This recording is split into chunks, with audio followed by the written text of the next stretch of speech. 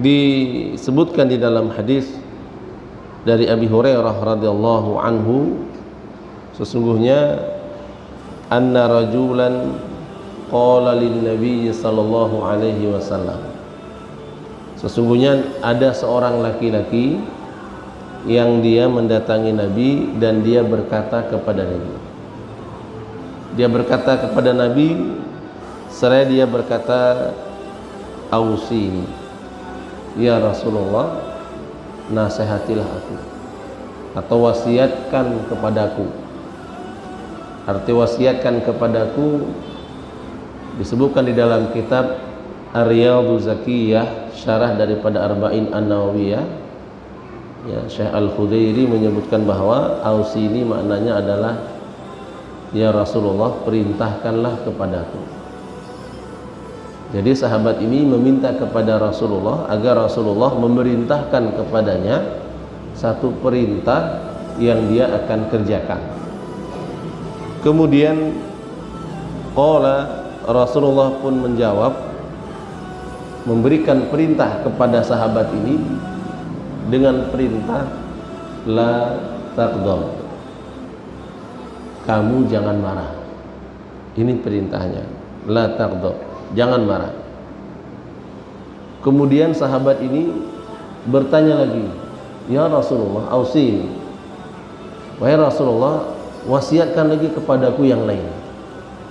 Kemudian Rasul mengatakan la taghdab, tetap Rasul mengatakan jangan marah. Kemudian kali yang ketiga sahabat ini bertanya lagi kepada Rasulullah, ya Rasulullah, ausini, wa ya Rasulullah, wasiatkan kepadaku.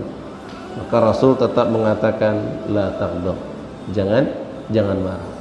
Sehingga di dalam kalimat disebutkan faraddada miraran, Rasulullah mengulang-ulang kalimatnya ini sampai 3 kali dengan berkata la taghdab, kamu jangan marah.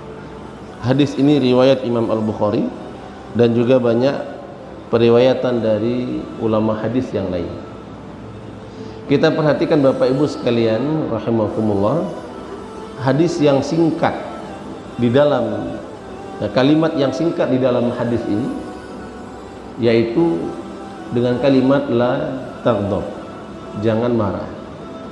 Ternyata para ulama memberikan penjabaran dengan penjabaran yang sangat luar biasa, luas sekali. Ya. Ketika kita berbicara tentang marah, maka marah ini merupakan tabiat.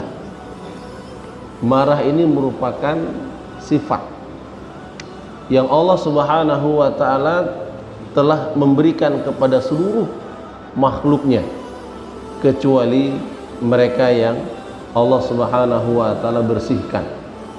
Siapa yang Allah bersihkan? Yaitu para malaikat. Jadi malaikat tidak ada sifat marah, ya, kecuali Allah Subhanahu wa taala perintahkan mereka untuk marah. Akan tapi makhluk Allah yang lain, manusia, itu seluruhnya diberikan sifat marah. Ya, seluruh kita. Hatta orang-orang yang bisu. Orang bisu pernah marah? Orang bisu juga pernah marah. Dia bisu, tidak bisa berbicara, dia juga marah. Cuman gaya marahnya berbeda dengan kita. Kalau kita yang bisa berbicara, kita marahnya keluarlah bahasa Jepangnya. Kalau nggak bahasa Jepang, bahasa Belanda. Kalau tidak bahasa Belanda, bahasa Perancis. Pokoknya sudah tidak paham itu bahasa itu, ya. Yang bisa dimengerti hanya orang-orang yang mengucapkannya. Waliyadzubillah. Nah, orang bisu mungkin berbeda marahnya, tapi ekspresi marah itu diwujudkan. Wajahnya merah, matanya melotot, walaupun mulutnya tidak berkata apa-apa. Hewan juga diberikan sifat marah. Hewan itu diberikan oleh Allah sifat marah. Coba kalau kita tidak percaya hewan itu memiliki sifat marah, ya, ada induk ayam, ya, anaknya coba diambil, nah dia marah itu. Nah itu induknya pasti akan marah, dia kejar. Nah itu menunjukkan bahwa hewan juga memiliki sifat marah. Jin juga demikian, memiliki sifat marah, kecuali tumbuh-tumbuhan, ya. Nah, jadi seluruh makhluk Allah selain yang Allah bersihkan, yaitu malaikat dan tumbuh-tumbuhan, ya, Allah Subhanahu wa taala berikan, ya, sifat marah ini kepada manusia, di mana Allah Subhanahu wa taala membebankan kepada mereka syariat, dibebankan kepada kita syariat, dibebankan kepada kita ibadah. Tercatat kalau kita melakukan sebuah kebaikan ada pahala, kalau kita melakukan keburukan kita akan mendapat dosa. Maka marah ini juga berpotensi kita akan mendapatkan kebaikan dengan marah, dan berpotensi pula kita akan mendapatkan keburukan karena kita marah. Maka di dalam hadis ini secara umum, ya, marah itu pasti akan mendatangkan sesuatu keburukan. Maka Rasul mewasiatkan, la taghdab, kamu jangan marah. Jangan marah. Sahabat ini bertanya lagi, meminta nasihat yang kedua, ya Rasulullah, nasihati yang lain ya Rasulullah.